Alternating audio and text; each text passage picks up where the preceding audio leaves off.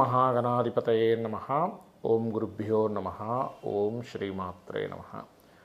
పరమేశ్వర స్వరూపమైనటువంటి జ్యోతిష, వాస్తు మరియు ఇతర అనేకమైనటువంటి శాస్త్రములను మనకు అందించినటువంటి మహర్షులకి నమస్కారం. హయగ్రీవ హయగ్రీవ హయగ్రీవేతి యో వదేత్ తస్య నిస్సరతే వాణీ జహ్నుకన్యా ప్రవాహవత్. అరుణాం కరుణాతరంగితాక్షీం ధృతపాశాంకుశపుష్పబాణచాపాం అనిమాదిభిరావృతాం మయూకైః అహమిత్యేవ విభావయే భవానీం. శ్రీమాత్రే నమః. ప్రేక్షకులకి ఆ లలితాంబిక అమ్మవారి యొక్క అనుగ్రహం పరిపూర్ణంగా కలగాలని మనస్ఫూర్తిగా కోరుకుంటూ మనం గత వీడియోలో శుక్రగ్రహం గురించి, గురుగ్రహం గురించి తెలుసుకున్నాము. ఏ లగ్నానికి ఎటువంటి ఫలితాలు ఇస్తాయి, అది జాతకం లేని వాళ్ళకి ఎటువంటి ప్రభావం చూపిస్తుంది అనేటువంటిది. ఈరోజు మనము కుజగ్రహము, చాలామంది చూడండి కుజదోషం ఉంది, నా కుజుడు బాలేడు అందుకే వివాహం అవ్వట్లేదని రకరకాల ఉంటాయి. అసలు కుజుడు యొక్క ప్రభావం కేవలం వివాహం మీదే ఉంటుందా? కుజుడు బాగుంటే ఎటువంటి ఫలితాలు ఉంటాయి? కుజగ్రహం గనక స్పాయిల్ అయినట్లయితే ఎక్కడా భయపడకుండా మనం ఎటువంటి పరిహార మార్గాలు చేసుకోవడం ద్వారా ఖచ్చితంగా బయటపడతాము. దానం కానివ్వండి, భగవత్ స్మరణ కానివ్వండి, ఏం చేసుకోవాలి, బాగుంటే ఎటువంటి మంచి ఫలితాలు వస్తాయనేటువంటి విషయాలు మనం ఒక్కొక్క లగ్నరీత్యా, కర్కాటక లగ్నము, కర్కాటక రాశి, కర్కాటక వారికి కనుక చూసుకున్నట్లయితే ఈ లగ్నానికి శుభుడే కుజుడు, అందులో ఎటువంటి డౌట్ లేదు. కానీ ఈ శుభుడైనటువంటి కుజుడు, పంచమ దశమాధిపతి అయినటువంటి కుజుడు మీకు లగ్నంలో ఉన్నాడు అనుకోండి, ఉదాహరణకి, అక్కడ మాత్రం ఎఫెక్ట్ ఇస్తాడు. ఎందుకు? శుభుడే కదండి అంటే నీచ పొందుతున్నాడు అక్కడ. కానీ అదే నీచ పొందుతున్నటువంటి కుజుడు నీచభంగ రాజయోగంలో కానీ, విపరీత రాజయోగంలో కానీ ఉన్నప్పుడు ఆ ఇబ్బంది అనేటువంటిది రాదు. అంటే లగ్నంలో నీచపడ్డాడు, వర్క్ వల్ల బాగా ఇబ్బంది ఉంటుంది, సంతానం వల్ల బాగా ఇబ్బంది ఉంటుంది. కానీ అదే కుజుడు ఇంకో శుభగ్రహంతో అంటే గురువుతో ఉన్నాడు అనుకోండి, అప్పుడు లైఫ్లో కెరియర్ పరంగా టాప్ పొజిషన్లోకి వెళ్తారు. కానీ అదే కుజుడు రెండులో ఉన్నాడు అనుకోండి, భూముల వల్ల ధనయోగం, లేనట్లయితే సంతానం పొందినప్పటి నుంచి ధనయోగం, కెరియర్ మూలంగా ధనయోగం పెరుగుతుందండి, గుర్తుపెట్టుకోండి. అయితే ఇక్కడ ఈ భూముల వల్ల ధనయోగం కర్కాటకం కంటే సింహం వారికి ఎక్కువగా ఉంటుంది. అదే కుజుడు కనుక మూడులో ఉన్నాడు, ఇక్కడ ఏంటంటే లగ్నానికి శుభుడు పాపే ఒక ఎత్తు, మూడులో ఉన్నప్పుడు సర్వసాధారణంగా అది శత్రు స్థానం అవుతుంది కుజుడికి. కాబట్టి పరాక్రమము, ధైర్య సాహసాలు ఇస్తాడు, కానీ కమ్యూనికేషన్స్లో ఎక్కడో ఇబ్బందిని ఇస్తూ ఉంటాడు. అయితే ఇక్కడ ఏంటి, కమ్యూనికేషన్ చేస్తూ గెలుస్తారు ఇక్కడ వీళ్ళు. అదే ఉదాహరణకి మీకు కుజుడు కనుక 4లో ఉన్నాడు అనుకోండి ఉదాహరణకి, అక్కడ ఏమవుతుందంటే పర్టికులర్గా సంతానం యొక్క సహకారమో లేకపోతే ఫ్రెండ్స్ యొక్క సహకారం మూలంగానో కొంత ల్యాండ్, అంటే క్రియేటివ్ వీళ్ళ తెలివితేటలతో ఉన్న ల్యాండ్ని కొనుక్కోవడం అనేటువంటిది జరుగుతూ ఉంటుంది. లేదా కొంతమంది చూడండి కంపెనీస్ ఇస్తూ ఉంటాయి మనకి, కొన్ని గవర్నమెంట్ వాళ్ళు క్వార్టర్స్ అట్లా ఇస్తుంటారు. ఆ రకంగా వర్క్ వాళ్ళే వీళ్ళకి ఏదైనా ఇవ్వడం కూడా జరుగుతూ ఉంటుంది.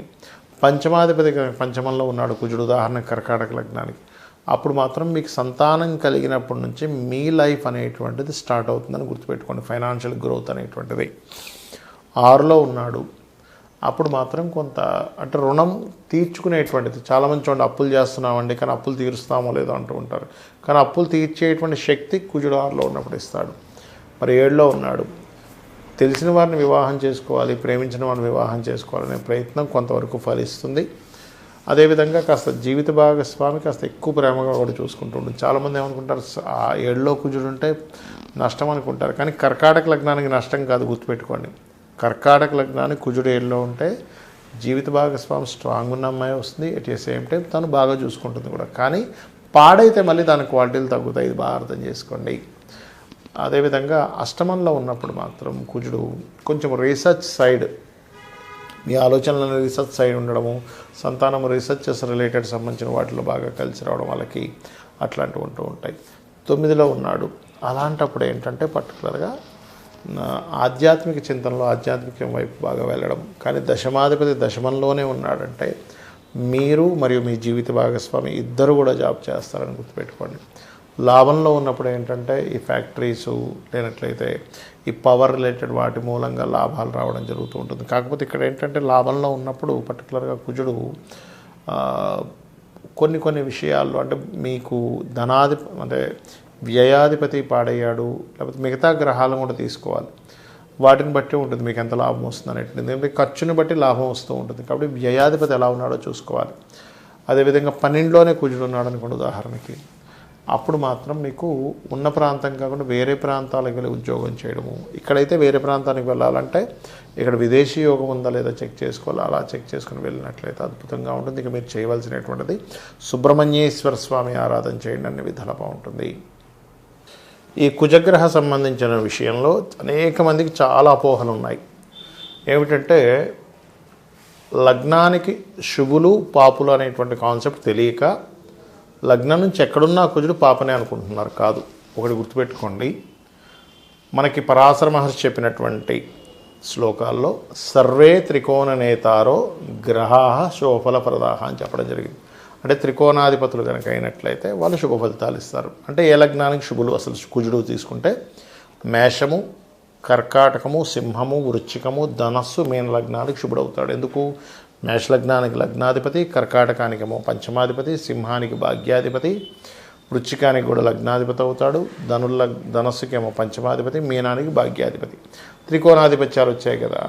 మరి మిగతా ఏ లగ్నాలకి పాపులు అవుతారు అంటే వృషభం సప్తమాధిపతి మారకుడు అవుతాడు, మిథునం షష్టమాధిపతి అవుతాడు, కన్య తృతీయ అష్టమాధిపతి అవుతాడు, అదేవిధంగా తుల ద్వితీయ సప్తమాధిపతి అవుతాడు, మకరం చతుర్థ లాభాధిపతి. మరి లాభం వచ్చింది కదండి అంటే అలా కాదు, కోణాధిపత్యమే రావాలి. అదేవిధంగా కుంభం తృతీయ దశమాధిపతి. అయితే ఇక్కడ మీరు అర్థం చేసుకోవాల్సింది ఏంటంటే లగ్నానికి శుభుడైనా పాపైనా ఒక్క విషయం, ఆ గ్రహము ఉన్న ప్లానెట్ ఎక్కడైతే ఉందో అక్కడ బాగుందా బాగాలేదా. ఎలా అంటే ఒక్కోసారి చూడండి, మనకి మన ఇంట్లో పర్సనే వ్యసనాలకు గురయ్యాడు, అంటే రకరకాల డ్రింకింగ్స్ కానీ వాటికి వీటికి హ్యాబిట్స్కి గురైపోయాడు. ఇంట్లో ఉన్నటువంటి ధనాన్ని కూడా దొంగతనం చేసి తీసుకెళ్ళి అక్కడ ఆ వ్యసనాలు గురవడం వల్ల వాటికి ఖర్చు పెట్టేస్తాడు. అంటే ఏమిటి, వీడి బుద్ధి పాడైంది. మన ఇంట్లో వాడే ఆ అబ్బాయి ఆ తల్లిదండ్రులు పుట్టాడు, చక్కగా ఇంట్లో పెంచారు, అంతా ఉంది. కానీ ఎందుకు మరి సొంత వాళ్ళే కదా అంటే ఆ పర్సన్ వ్యసనాలకు గురైనప్పుడు ఇంట్లో ఉన్నటువంటి ధనాన్ని తీసుకెళ్ళి ఎలా అయితే తాగుడుకు అలవాటు పడ్డాడో, ప్లానెట్ లగ్నానికి శుభుడైనప్పటికీ ఒక్కొక్కసారి ఆ ప్లానెట్ ఆ రకంగా పనిచేస్తుంది. దాన్ని PAC అంటారు, అంటే ప్లేస్మెంట్, ఆస్పెక్ట్ అండ్ కంజంక్షన్. మరి లగ్నాలకు శుభుల గురించి చెప్పుకున్నాం, పాపుల గురించి చెప్పుకున్నాం. మరి పాపులు కూడా అలా ఏమైనా రివర్స్ రిజల్ట్స్ ఇస్తారా అంటే ఉంటుంది.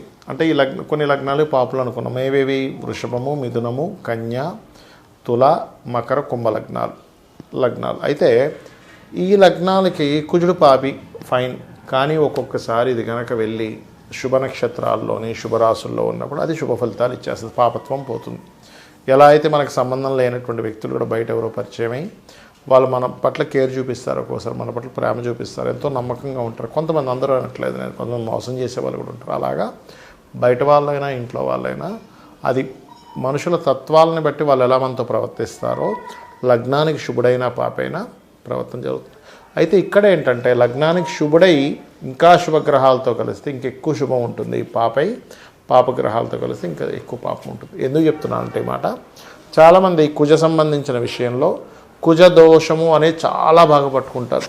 ఏమంటే కుజదోషం ఉందంట, కుజదోషం ఉన్న వాళ్ళని కుజదోషం ఉన్న వాళ్ళతోనే వివాహం చేయాలి అంటూ ఉంటారు. అదొక కాన్సెప్ట్, కుజదోషం ఉన్న వాళ్ళని కుజదోషం ఉన్న వాళ్ళతోనే వివాహం చేయాలని. కానీ వివాహ ప్రక్రియ, వివాహ సంబంధించినటువంటి విషయంలో మాత్రం ఖచ్చితంగా మీరు పాటించాల్సిన విషయం ఏంటంటే, మీరు సప్తమ స్థానాధిపతి, అంటే మీరు ఎవరినైతే వివాహం చేసుకుంటున్నారో అమ్మాయి కావచ్చు అబ్బాయి కావచ్చు, 7th లార్డ్ ఎలా ఉన్నాడు, వివాహ కారకుడు ఎలా ఉన్నాడు, 12వ స్థానాధిపతి ఎలా ఉన్నాడు, ఇవి ప్రధానంగా తీసుకోవాలంటే 7th lord and 12th lord. దీంతోపాటు స్త్రీలకైతే కుజగ్రహం, ఇప్పుడు మనం కుజగ్రహం గురించి మాట్లాడుకుంటున్నాం కదా, కుజుడు ఎక్కువ స్పాయిల్ అయితే స్త్రీలకు ఎక్కువ ఎఫెక్ట్ ఉంటుంది, అంతేగాని పురుషులకు ఎక్కువ ఎఫెక్ట్ ఉండదు. పురుషులకు కూడా ఉంటుంది కానీ అది వేరే విధంగా ఉంటుంది. అయితే ఇక్కడ మీరు ఎప్పుడూ అర్థం చేసుకోవాల్సింది, కుజుడు ఓన్లీ సప్తమ స్థానంలోనే 12వ స్థానంలో పాడైతే మాత్రమే వివాహం మీద ఎఫెక్ట్ ఉంటుంది, ప్రతి ప్లేస్లో ఎఫెక్ట్ ఉండదండి. ఎలా అంటే ఇప్పుడు లగ్నంలో పాడయ్యాడు, జీవుడి యొక్క స్ట్రెంగ్త్ను కోల్పోతాడు లేదా మూర్ఖంగా తయారవుతాడు. ధనస్థానంలో పాడయ్యాడు అనుకున్నప్పుడు కుటుంబ సభ్యుల మధ్యన గొడవలు వస్తాయి, కానీ వివాహం విషయంలోనే అవ్వాలని రూల్ లేదు. అక్కడ సప్తమ స్థానాధిపతి కూడా కలిస్తే అప్పుడు వివాహం మీద ఉంటుంది. 3లో పాడయ్యాడు ఉదాహరణకి, అప్పుడు సిబ్లింగ్స్తో గొడవలు ఇట్లాంటివి వస్తూ ఉంటాయి.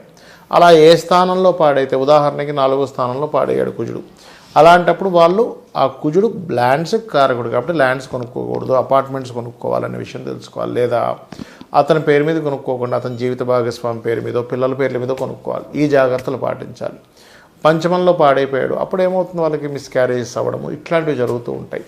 లేదా పుట్టిన పిల్లలు చాలా కోప స్వభావంగా ఉండడం. అలా ఏ ప్లానెట్ అంటే కుజుడు ఎక్కడికి వెళ్ళి పాడై ఉన్నాడు, ఆరైతేనేమో ఈ యొక్క శత్రుత్వాలు ఎక్కువగా పెరగడం, శత్రువుపై జయం అంటే శుభత్వం పొంది 6లో ఉన్నాడు అనుకోండి శత్రువుపై జయం ఉంటుంది.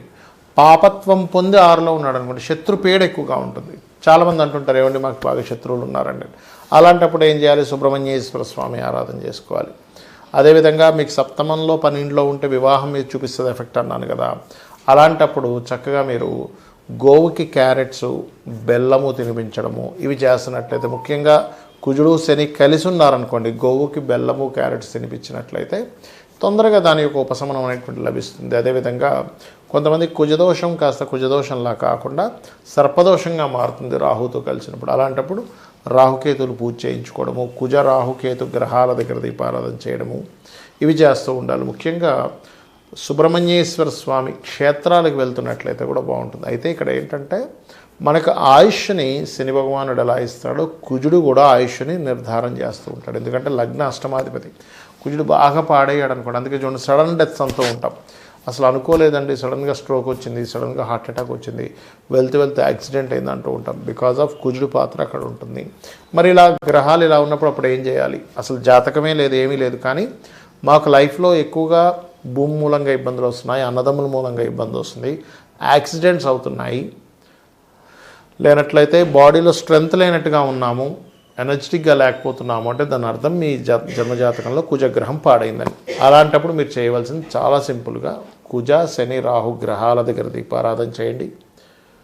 మరియు సుబ్రహ్మణ్యేశ్వర స్వామి ఆరాధన కానీ, లక్ష్మీనరసింహస్వామి ఆరాధన కానీ, లేనట్లయితే ఆంజనేయ స్వామి ఆలయాలకు కానీ రెగ్యులర్గా వెళ్ళడం చేయండి. లేనట్లయితే ఇంట్లోనే పుష్పాలు వేస్తూ ఆ స్వామివారిని అమ్మవారిని తలుచుకోండి.